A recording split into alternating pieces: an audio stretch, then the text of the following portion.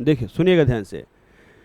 तो इसका पहला प्रॉपर्टी क्या कहता, first one, property number first, property of determinant, जो कि बड़ा ही इंपॉर्टेंट टॉपिक है, जिसे पहला प्रॉपर्टी कहता है। पहला प्रॉपर्टी कहता है कि मान करके चलिए, सपोज डैट एक बाय द वे एक matrix A B C D E F G H I, एक मैट्रिक्स है, ठीक है ना। अगर ये मैट्रिक्स है तो आप तो जान ही गए हैं कि भैया इसका आप डिटर्मिनेंट निकाल सकते हो, है ना, डिटर्मिनेंट निकाल सकते हैं, ठीक है। तो डिटर्मिनेंट निकालने के बाद बाय द वे कुछ भी आया, सपोज डैट कि एक्स वाई जेड कुछ भी आ गया, इसको सॉल्व किए, सॉल्व करने के बाद ये एक्स वाई जेड कुछ भी वैल्यू आ गया, तो पहला प्रॉपर्टी यह कहता है कि इसको सॉल्व करने के बाद कुछ भी आपका आ जाए, ठीक है, आप अगर इस मैट्रिक्स का ट्रांसपोज निकालते हैं, ट्रांसपोज का मतलब क्या हो गया, ए डैश। ट्रांसपोज में आप एक बात जानते हैं कि हर एक रो को उसके कॉलम से हम लोग इंटरचेंज कर देते हैं। मतलब ए बी सी ऐसा लिखा हुआ, इसको आप क्या लिखेगा, A B C D E F G H I, ये यही लिखेंगे, अरे हाँ या ना। तो ये कहता है कि जब इसका भी अगर आप डिटर्मिनेंट अगर निकालिएगा, इसका भी अगर आप डिटर्मिनेंट निकालिएगा, तो इसका वैल्यू भी जो आएगा वो एक्स वाई जेड ही आएगा। मतलब वह कहना चाहता है कि determinant of A is equal to determinant of A dash.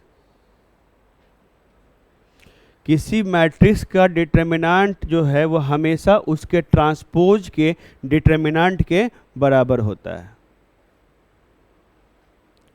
समझे इस बात को कि नहीं समझे इस बात को, ये हमेशा होता है, आप निकाल के देख भी सकते हैं। मतलब हर एक रो को उसके कॉरस्पॉन्डिंग कॉलम से अगर हम इंटरचेंज कर देते हैं तो दोनों के डिटर्मिनेंट का वैल्यू हमेशा क्या आएगा, सेम ही आएगा। ये तो मैट्रिक्स के फॉर्म में हम आपको करके दिखाएं, इसको इस तरीके से दिखाते हैं। मान के चलिए कि डिटर्मिनेंट है, मान के चलिए 1 1 1 A B C, A square B square और सी स्क्वायर, दिस वन। मान के चलिए कि ये है, इसको आप सॉल्व किए और सॉल्व करने के बाद मान के चलिए कि आ गया ए माइनस बी माइनस सी और सी माइनस ए, ऐसा कुछ आ गया, ऐसा आ गया। और कल के डेट में आपसे अगर पूछता है सामने वाला कि सुनो जी हमको इसका वैल्यू बताओ, तो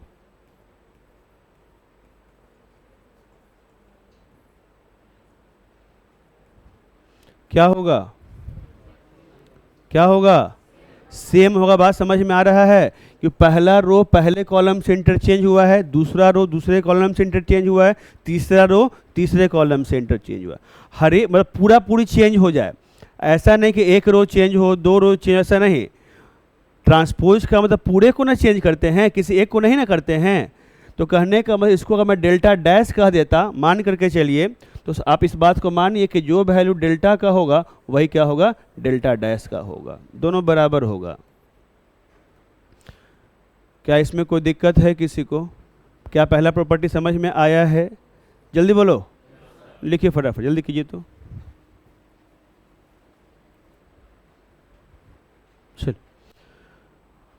तो ये बात तो आप समझ गए कि the value of determinant remains unchanged if the rows and column are interchange. इसमें कोई दिक्कत आपको नहीं हुआ होगा, ठीक है ना।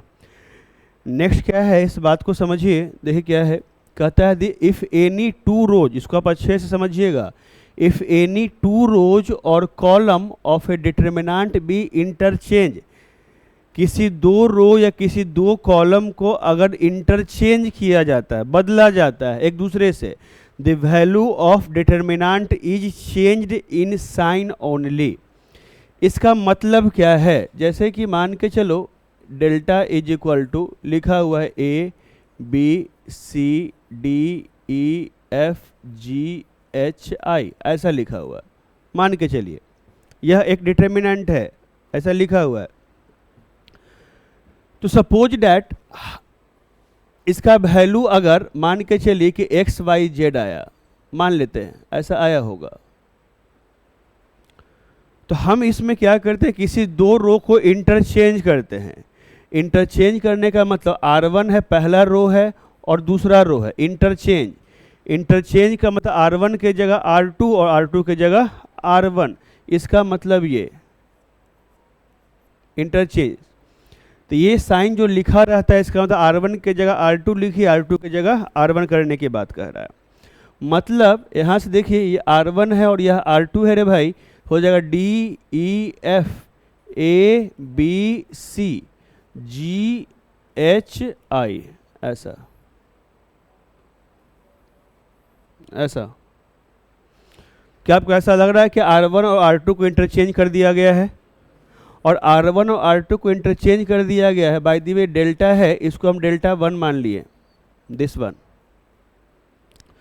तो इसका कहना क्या है? तो इसका कहना सिर्फ इतना सा होता है कि अगर किसी एक रो या किसी एक कॉलम को अगर आप इंटरचेंज करते हैं, उसके वैल्यू पे कोई फर्क नहीं पड़ेगा, उसका साइन चेंज हो जाएगा।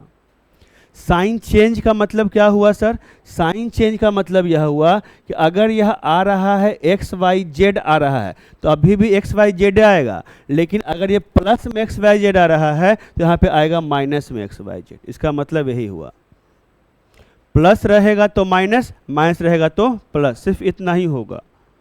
अगर इसका वैल्यू 2 आता, इसका वैल्यू क्या आ जाएगा? -2।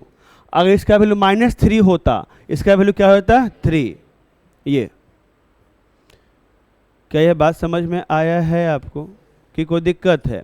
फिर से अगर मैं बात करता हूँ, सुनेंगे आप लोग।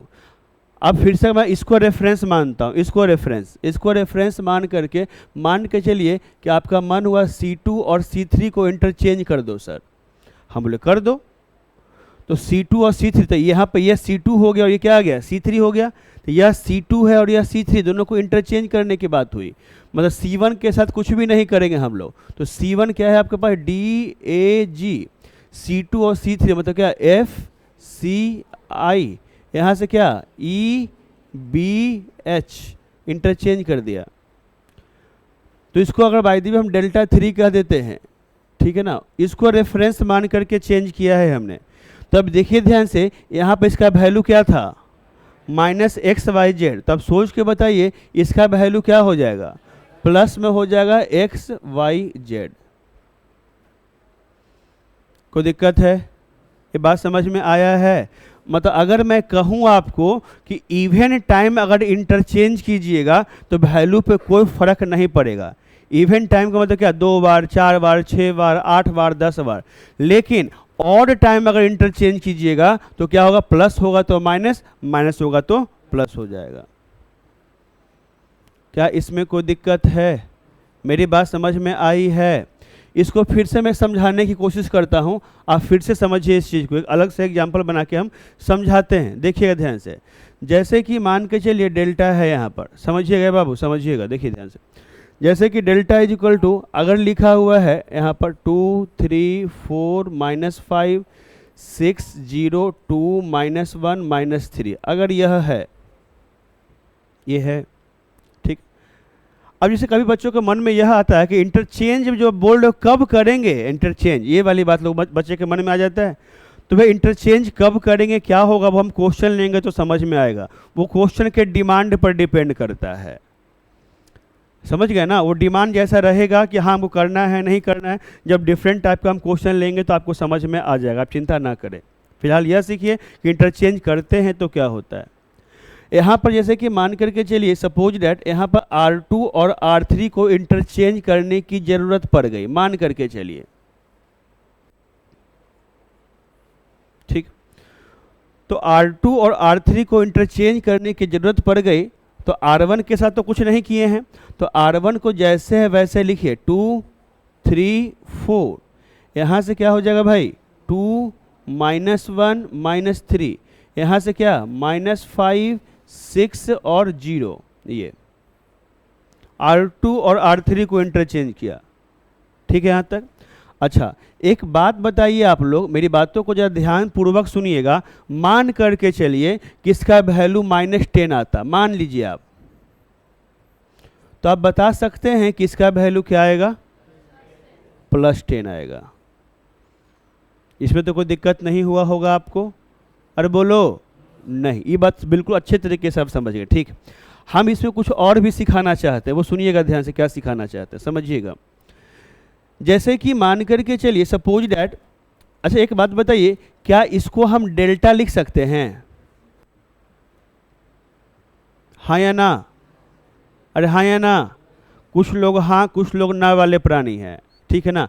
जो नहीं बोल रहे हैं बताइए क्यों नहीं लिख सकते हैं, क्योंकि इसका वैल्यू -10 है सर, और इसका वैल्यू क्या है, 10 है सर, तो कभी डेल्टा हम नहीं लिख सकते। ये बात क्लियर है, हाँ आप सही बोल रहे थे, इसको डेल्टा नहीं लिखा जा सकता है, क्योंकि दोनों अलग अलग है ना, इसका वैल्यू कुछ है, इसका वैल्यू कुछ है, सेम कैसे लिख सकते हो आप, और लिख सकते हो नहीं। लेकिन फिर भी अगर आपका मन है डेल्टा लिखें, सपोज डैट, तो आप क्या कर सकते हैं, आप जानते हैं कि इसका वैल्यू जो है और इसका -10 है, तो इसका 10 आ रहा होगा, हाँ या ना। तो आप क्या कीजिए, प्रिकॉशन लेने के लिए क्या कर लीजिए, आपको डेल्टा ही लिखने का मन है तो आप क्या कर लीजिए, यहाँ पर आगे में माइनस लगा लीजिए। तो आगे में माइनस लगाने से क्या फ़ायदा हो गया कि अगर इसका वैल्यू -10 आया है तो इसका भी वैल्यू -10 ही आएगा। नहीं समझे, अरे आएगा कि नहीं आएगा, जब तक आप माइनस नहीं लगाए थे तब समझिए इसका वैल्यू आपका 10 आ रहा था, लेकिन आप माइनस लगा दिए, अब क्या आ गया, -10 आ गया। बोलिए ना, जो हम बात बोले समझ में आया कि नहीं, मेनली इसी का ही जरूरत पड़ेगा आपको। ये समझ में आया कि फिर से बताना है, नहीं फिर से एक बार बताएंगे, सुनिएगा ध्यान से, फिर से बताते हैं। जैसे कि देखो डेल्टा इज इक्वल टू -2 3 4 0 1 6 -6 5 -5 ऐसा कुछ है। ए बाबू देखिए रे, ऐसा कुछ है। C1 और C2 को इंटरचेंज कर दिया गया, कर दो भैया इंटरचेंज। तो C1 और C2 को इंटरचेंज कर दिया, क्या आ जाएगा 3 1 5 -2 0 -6 4 6 -5, यही ना हुआ, अरे ही ना हुआ। हमको अगर बाय द बाहर में डेल्टा लिखा हुआ है तो एक ही कॉलम को अगर हम इंटरचेंज किए हैं तो हमको डेल्टा अगर लिखने का मन कर रहा है तो हम आगे क्या कर देंगे, माइनस कर। बोलो ना, समझ आया है कि नहीं आया है। अगर बाय द वे एक बार और इंटरचेंज करते हैं, बाय द वे R1 को R2 से इंटरचेंज कर देते हैं, मान के चलो इसको रेफरेंस मान करके, इसको रेफरेंस माने, तो R1 को अगर हम R2 से इंटरचेंज कर देंगे तो क्या हो जाएगा 1 0 6 3 -2 4 5 -6 -5 दिस वन, ऐसा करके हमको इसको डेल्टा लिखने का मन है तो क्या हो जाएगा, इसके आगे कैसे का साइन था तो ये क्या हो जाएगा, प्लस हो जाएगा। अरे होगा, देखिए कोई दिक्कत है, ये समझ में आया कि नहीं आया। यह इंपॉर्टेंट इसीलिए भी है कि इसको ऑब्जेक्टिव में बना के आपसे पूछ सकता है। ये दे देगा this one is equal to, ऐसा ऐसा बना कर 3-4 का ऑप्शन दे देगा, कौन इसके बराबर है बताइए। क्या समझ में आया है, अरे कोई दिक्कत है, क्लियर है ना। चलिए फटाफट इसको नोट डाउन कीजिए जल्दी से आप लोग, फटाफट।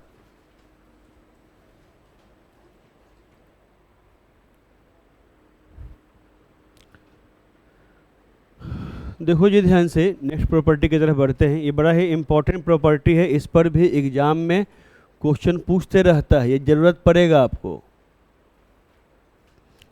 समझिए। एग्जाम्पल के माध्यम से हम आपको समझाते हैं, समझने की कोशिश कीजिए, ठीक। जैसे कि तुम देखो, मान के चलो कि सपोज डैट एक डिटर्मिनेंट है A B C DEFGHI, एक डिटर्मिनेंट है यह। आपको इस डिटर्मिनेंट में किसी कांस्टेंट टर्म से मल्टीप्लाई करने की आवश्यकता पड़ गई। मतलब कि मान के चलो किसी को हुआ कि हमको लेमडा से गुना करना है, तो लेमडा से जब गुना करना है तो ठीक है भैया, लेमडा यहाँ पर लिख दिए। तो लेमडा अगर हम यहाँ पर लिख दिए तो यहाँ से क्या आ गया ABCDEFGHI,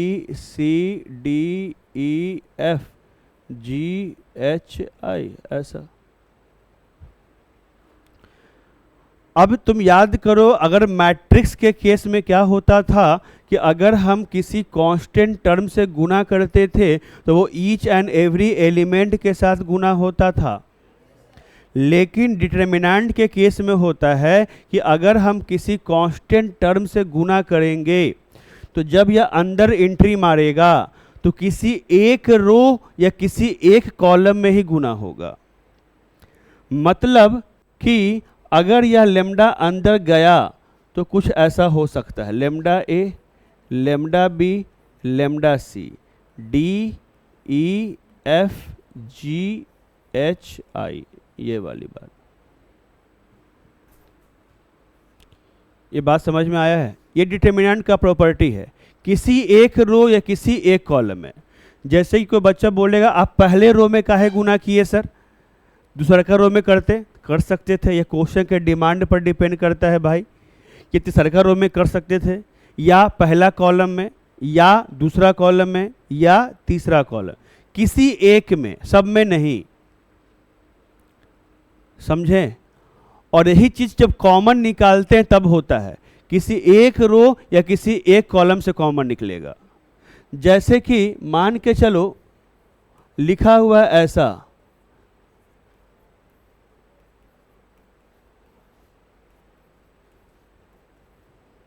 ऐसा हमको अगर निकालना है अंदर से, हमको लग रहा है कि भैया अंदर से जो है 2 कॉमन हम निकाल सकते हैं। तो अगर हम 2 कॉमन निकाल सकते हैं तो फिर से मैं ही बोलना चाहूँगा किसी एक रो या किसी एक कॉलम से ही बाहर निकलेगा वो। अगर आप 2 कॉमन निकाल रहे हो तो यहाँ से 1 2 1 क्या हो गया हो,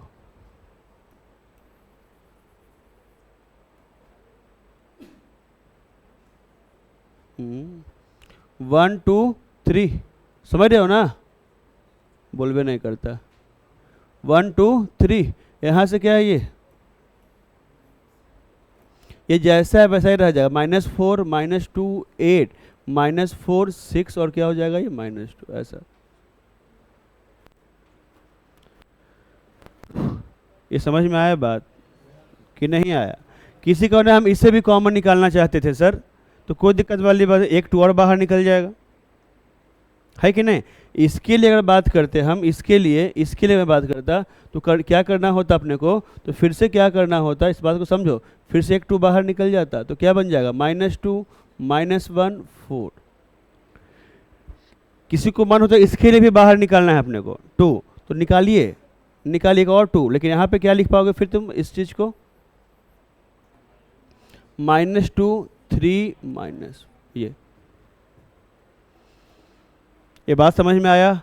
लेकिन यही अगर ये मैट्रिक्स रहता तो सिर्फ 1 2 बाहर निकालते, सब में सब बाहर निकल जाता।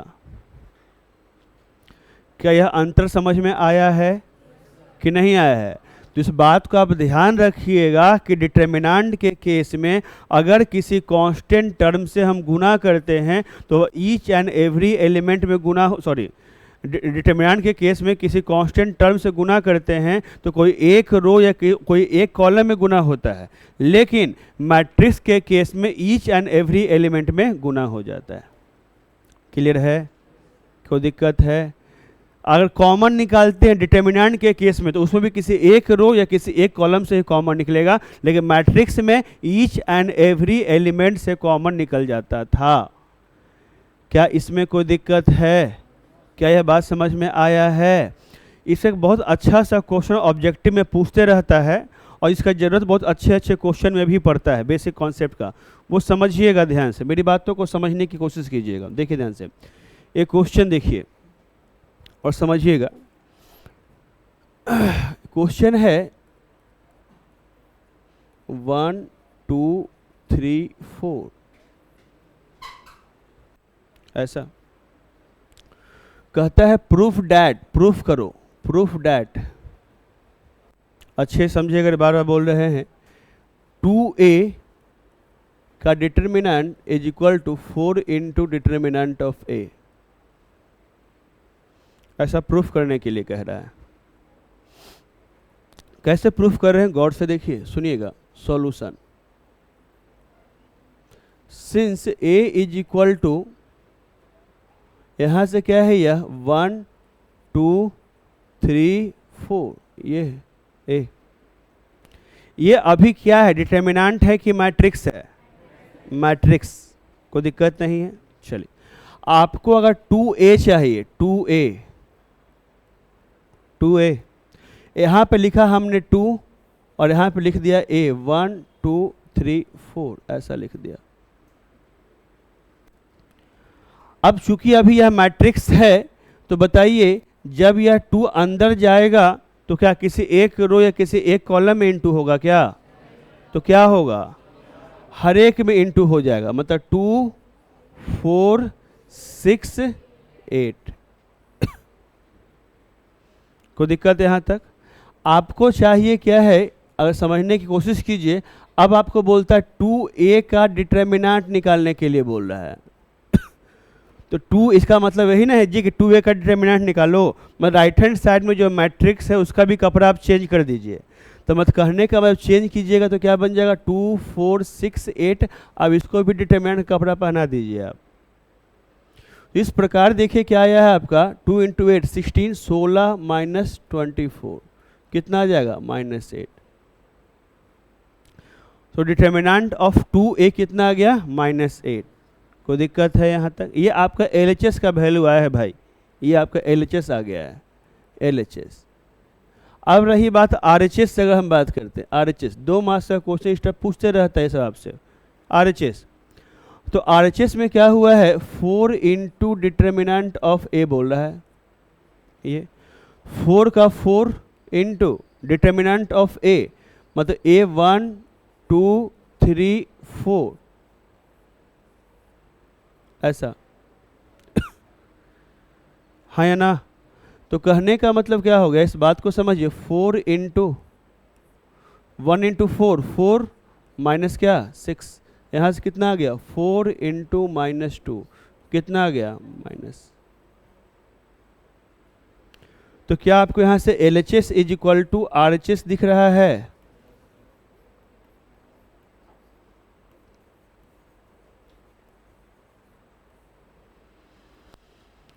इसमें कोई दिक्कत?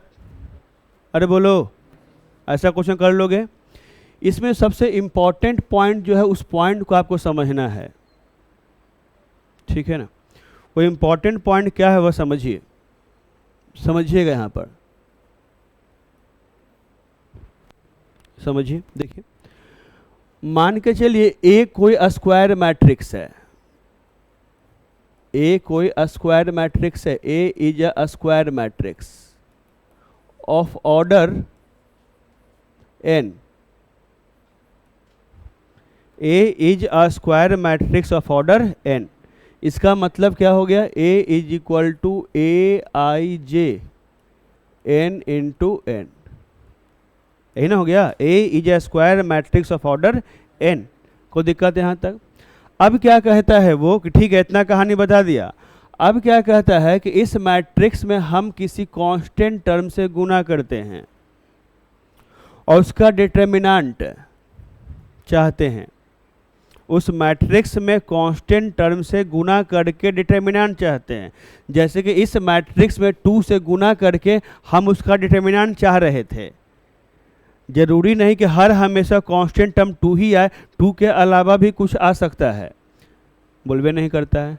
तो हम उस मैट्रिक्स में किसी कांस्टेंट टर्म से गुना करके उसका डिटर्मिनेंट चाहते हैं। तो this one is equal to होता है k × n × determinant of a। ये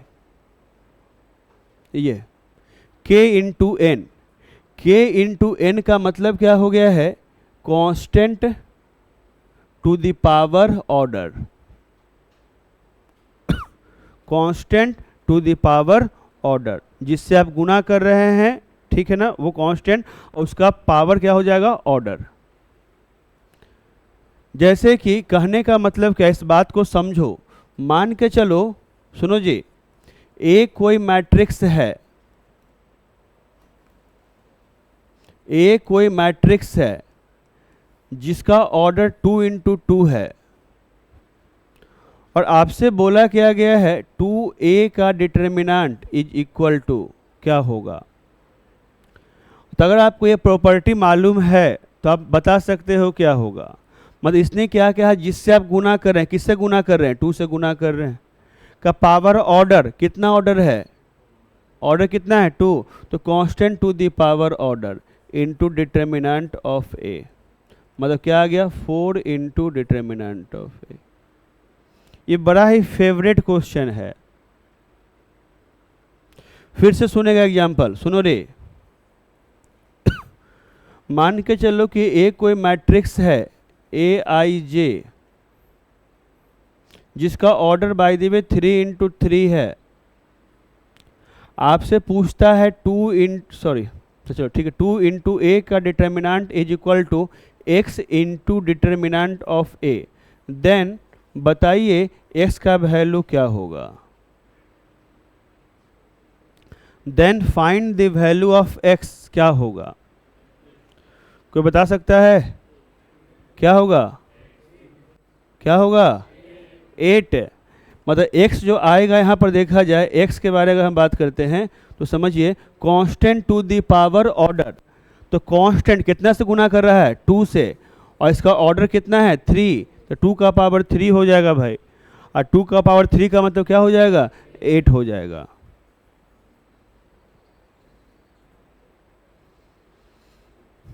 बोलिए कोई दिक्कत है, ये बात समझ में आया है कि नहीं आया है, कोई दिक्कत नहीं ना है।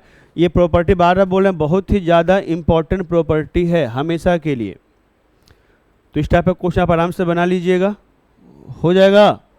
अरे बोलो, किसी के मन में किसी प्रकार का लेकिन किंतु परंतु है तो पूछिए आप।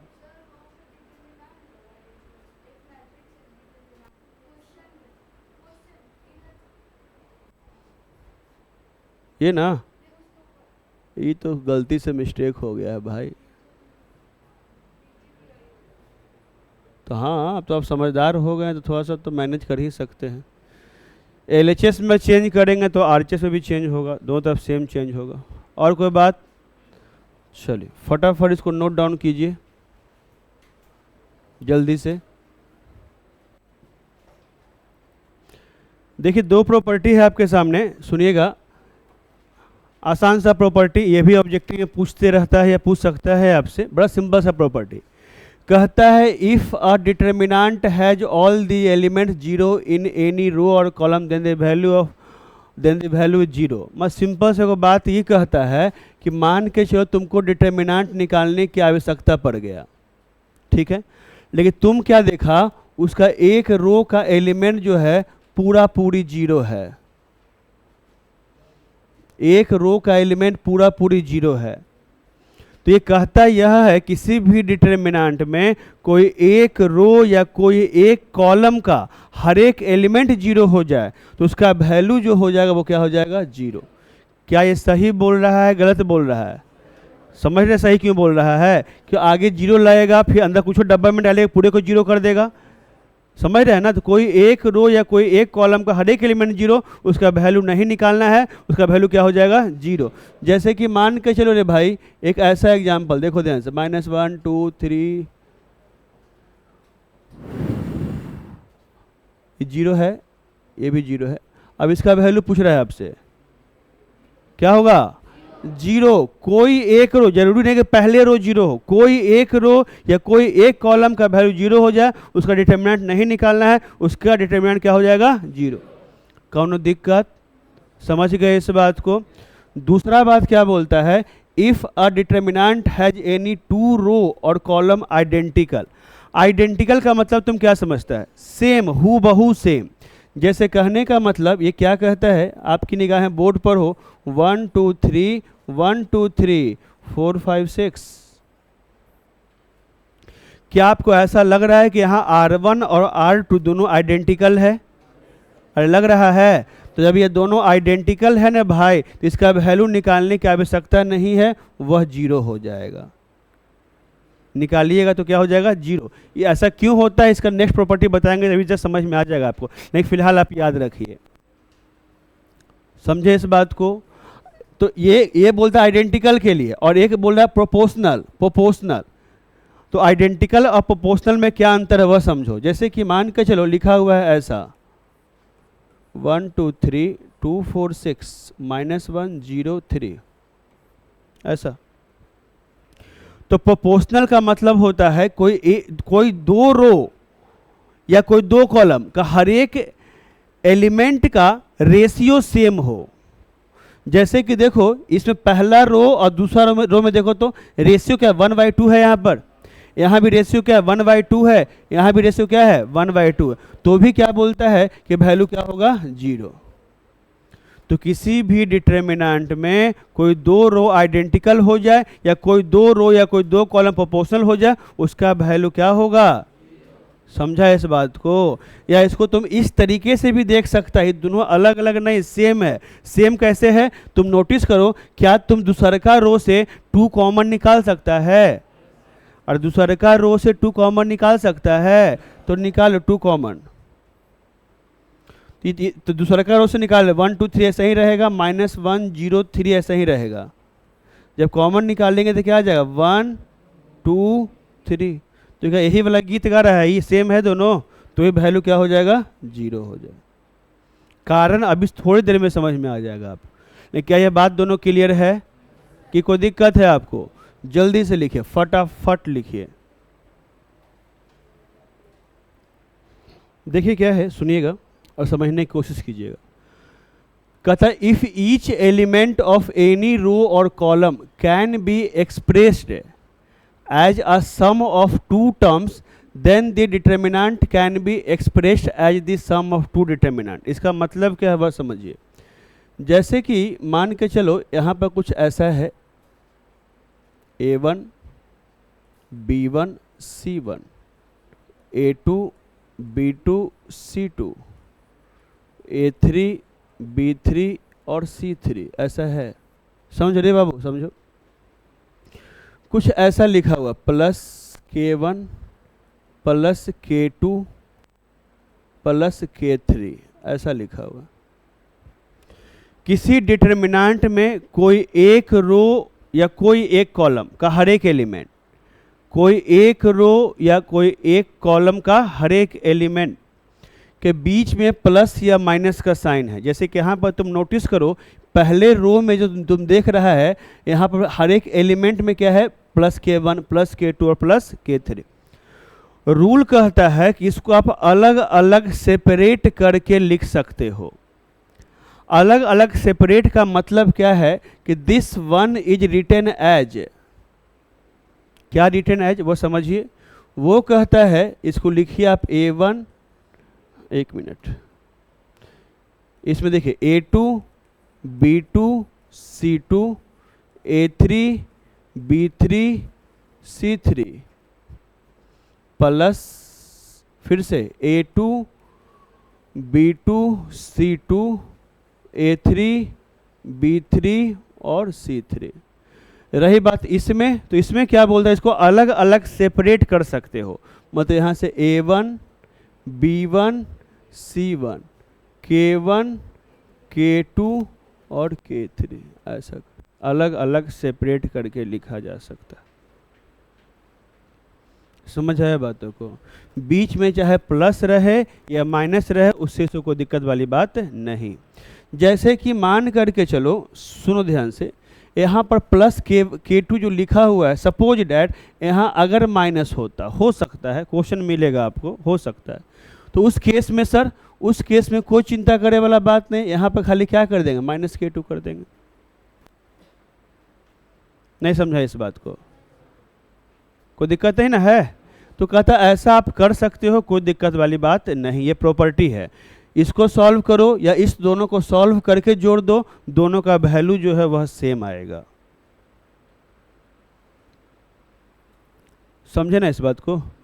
अरे बोलो, चलिए फटाफट लिखिए। मैं बार बार बोल रहा हूँ, चीज़ें और बेहतर क्लियर हो पाएगा अगर हम इसका क्वेश्चन बनाना सिखाएंगे आपको। तो फटाफट पहले आप एग्जाम्पल लिखिए, जल्दी कीजिए। तो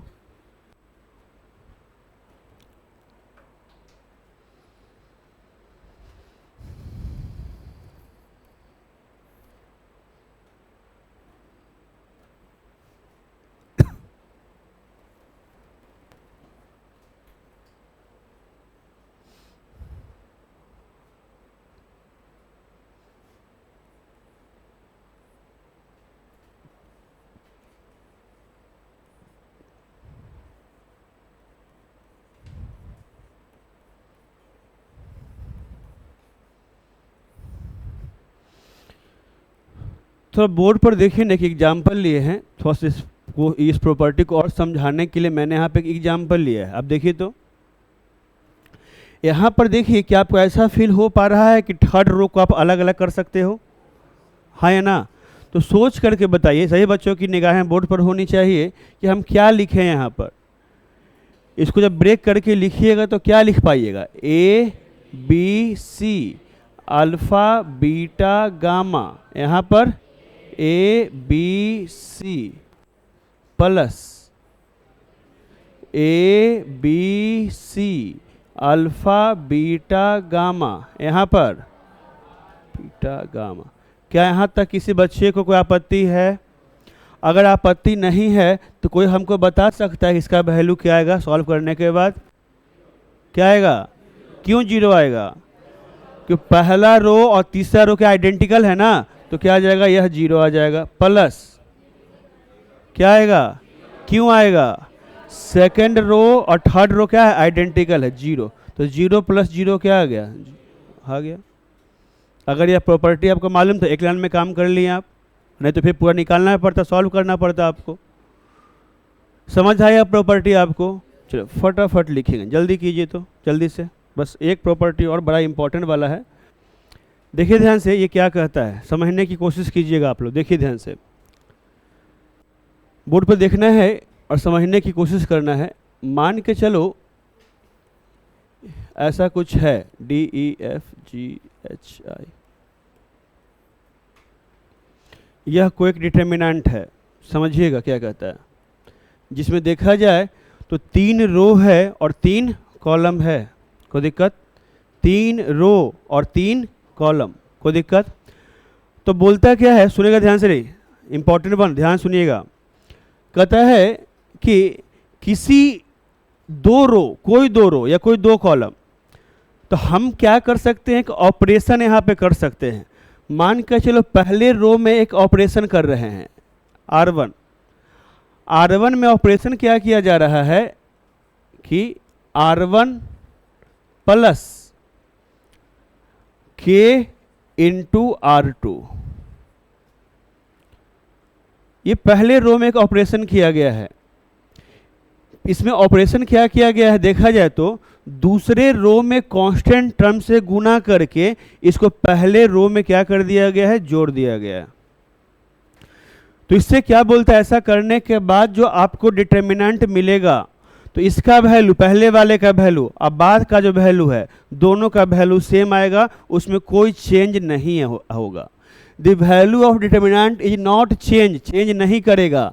Adding to the elements of any row or column a constant multiple of the corresponding elements of any other row or column।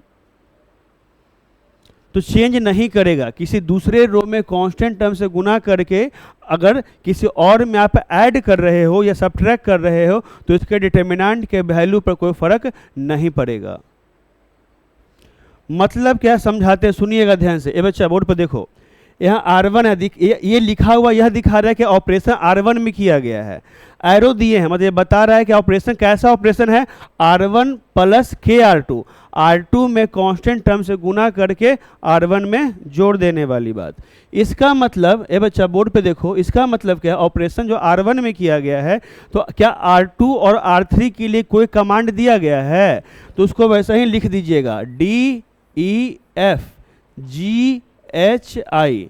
यहाँ जो कमांड दिया गया उसके अकॉर्डिंग अगर आप काम करते हो तो क्या लिखिएगा? A प्लस KD, बोलो ना। यहाँ पर क्या लिखिएगा? B प्लस KE और यहाँ पर C प्लस KF। इसका कहना यह मैं बार बार बोल रहा हूँ कि जो वैल्यू यहाँ से आएगा वही वैल्यू यहाँ से आएगा, चेंज नहीं होगा। क्यों चेंज नहीं होगा वह भी हम दिखा देते हैं। आप एक बात यह समझिए कि यहाँ पर K कांस्टेंट टर्म है। K क्या है? Constant term. अब ध्यान से सुनिए, चेंज क्यों नहीं होगा, इसका वैल्यू सेम क्यों आएगा वो आप देखिए। एक बात आप समझिए यहाँ पर, अकॉर्डिंग टू प्रीवियस प्रॉपर्टी के अनुसार आपने इसमें देखा था कि अलग अलग सेपरेट कर सकते हैं। तो अकॉर्डिंग टू दिस प्रॉपर्टी क्या इसको आप अलग अलग सेपरेट करके लिख सकते हो? तो लिखिए, तो लिखिएगा तो क्या लिखिएगा? A B C DEFGHI plus यहाँ पर KD KE और KF, यहाँ पर DEFGHI। क्या यहाँ तक किसी बच्चे को कोई दिक्कत है? अगर दिक्कत नहीं है भाई तो एक बात तुम यह नोटिस करो, क्या पहला रो और दूसरा रो को तुम ध्यान से देखो तो क्या यह दोनों प्रोपोर्शनल है? और अगर दोनों प्रोपोर्शनल है तो इसका वैल्यू क्या हो जाएगा? 0। या अगर आप यहाँ से K कॉमन निकाल लीजिएगा तो क्या बचेगा? DEF, क्या दोनों सेम रहेगा? तो ये वैल्यू क्या आ जाएगा? 0। इसका वैल्यू क्या आ जाएगा? 0, और इसका वैल्यू 0 आ गया तो बचा क्या? ये इसके बराबर हो गया, तो जो वैल्यू इसका आएगा वह वैल्यू इसका आएगा। नहीं समझ में आया? आया कि नहीं आया? ये प्रॉपर्टी का यूज बहुत ज़्यादा करेंगे। क्यों होगा, कैसे होगा हम दिखाएंगे आपको, लेकिन इस प्रॉपर्टी का यूज करेंगे। कोई दिक्कत है इसमें? समझ गए हैं? बस फटाफट एग्जाम्पल लिखिए जल्दी से बस 5 मिनट का समय और लेंगे आपका, फिर ख़त्म हो जाएगा। देखिए सुनिए बाबू, एक सेकंड जल्दी से बढ़े ना आगे। हाँ, तो क्या है नेक्स्ट प्रॉपर्टी? कितना हो गया था? 7, 8। इंपॉर्टेंट वन, ये वाला इंपॉर्टेंट है, सुनिएगा ध्यान से। क्या कहता है? कहता है इफ, ए बच्चा बोर्ड पर देखो, if A is a diagonal matrix, if A is a diagonal matrix, then determinant of A is equal to product of diagonal elements। ये क्या कहानी? एक सेकेंड, आपकी निगाहें बोर्ड पर होनी चाहिए। सुनिए बाबू, डायगोनल मैट्रिक्स किसको कहते हैं मालूम है? जिसका नन डायगोनल एलिमेंट क्या हो? 0 हो। मतलब कहने का मतलब, मान के चलिए A इज इक्वल टू, ऐसा लिखा हुआ ABC। क्या ऐसा मालूम चल रहा है आपको कि यह एक डायगोनल मैट्रिक्स है? क्योंकि इसमें डायगोनल एलिमेंट है और नन डायगोनल एलिमेंट क्या है? 0। तो कहता है कि कभी भी अगर आपको इसका डिटर्मिनेंट निकालना पड़ जाए तो आप घबराइए नहीं, सिर्फ क्या कर दीजिएगा, एक लाइन में प्रोडक्ट ऑफ डायगोनल एलिमेंट, मतलब इसका आंसर हो जाएगा ABC। काम खत्म। ABC नॉर्मली भी निकालिएगा तरीके से तो भी इतना ही आने वाला है, लेकिन शॉर्टकट बता दिया गया है आपको। ध्यान इसलिए रखना है कि असर्शन रीजन ऐसा कुछ घुमा कर स्टेटमेंट टाइप दे सके तो आप समझिए कि क्या लिखा हुआ नहीं लिखा हुआ है।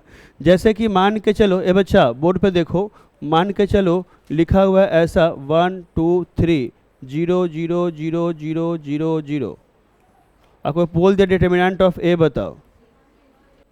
1 2 3 कितना हो जाएगा? 6। ये समझ गया क्या इस बात को? कोई दिक्कत है आपको? फटाफट लिखिए, जल्दी कीजिए, तो जल्दी कीजिए।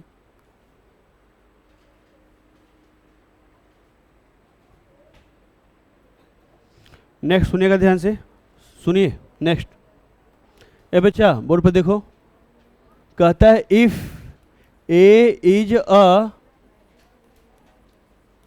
Skew symmetric matrix of odd order, then its determinant is always equal to 0।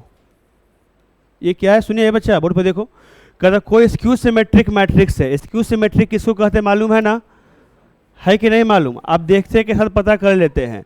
Skew symmetric matrix of odd order, odd order का मतलब क्या? 3 into 3 का, 5 into 5 का, 7 into 7, ये वाली बातें हैं। तो इसका डिटर्मिनेंट का वैल्यू हमेशा क्या होगा? 0। निकालने की आवश्यकता नहीं है आपको। जैसे कि एज फॉर एग्जाम्पल ए,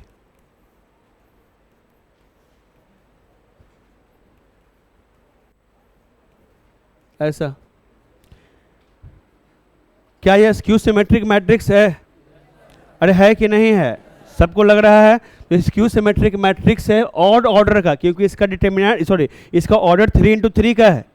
तो इसका जब डिटर्मिनेंट निकालिएगा ना भाई तो इसका वैल्यू क्या आएगा? 0। आप नॉर्मली निकालिएगा तो भी आएगा, लेकिन इसको प्रॉपर्टी बना करके याद कर लीजिए। आप कर लोगे? कोई दिक्कत यहाँ तक? मेरी बात पे भरोसा अगर नहीं हो रहा हो, इसका डिटर्मिनेंट निकाल के आप देखिएगा, जीरो ही आने वाला होगा, करके देखिएगा। नेक्स्ट सुनिएगा, if A and B are, ये इंपॉर्टेंट प्रॉपर्टी, बड़ा यूज होता है ये सब चीज़, छोटी छोटी बातें इंपॉर्टेंट है। जब अच्छा अच्छा क्वेश्चन बनाइएगा जे मेंस वेस एनडीए वेंडीए का, सब बड़ा काम देता है ये सब चीज़। If A and B are square matrix of same order, A बच्चा बोर्ड पर देखो रे, ए और बी दो square matrix same order. Same order का मतलब क्या? दोनों का ऑर्डर क्या हो? सेम हो, दोनों का ऑर्डर सेम हो। तो कहता है देन ए इंटू बी, ए इंटू बी का मतलब क्या? ए और बी का प्रोडक्ट, ए और बी का प्रोडक्ट। तो ए और बी का डिटर्मिनेंट इज इक्वल टू हो जाएगा determinant of A into determinant of B, ऐसा हम लिख सकते हैं। लेकिन दोनों का ऑर्डर क्या होना चाहिए? सेम होना चाहिए। ऐसा नहीं कि एक 2 इंटू 2 का है और दूसरा 3 इंटू 3 का, ऐसा नहीं, दोनों का ऑर्डर सेम होना चाहिए। ये सिर्फ दो ही के साथ बात नहीं, मान के चलो ए है, बी है और सी है, 3 मैट्रिक्स होता, तीनों का ऑर्डर अगर सेम है तो इसको आप लिख सकते हो क्या? Determinant of A into determinant of B into determinant of C, ऐसा लिख सकते हैं आप। क्या समझ में आया है? क्या इसमें कोई दिक्कत है आपको? चलिए, तो डिटर्मिनेंट का प्रॉपर्टी इतना ही सा था, इतना आप समझ गए तो बहुत बढ़िया बात है। अब इस पर क्वेश्चन प्रैक्टिस करें।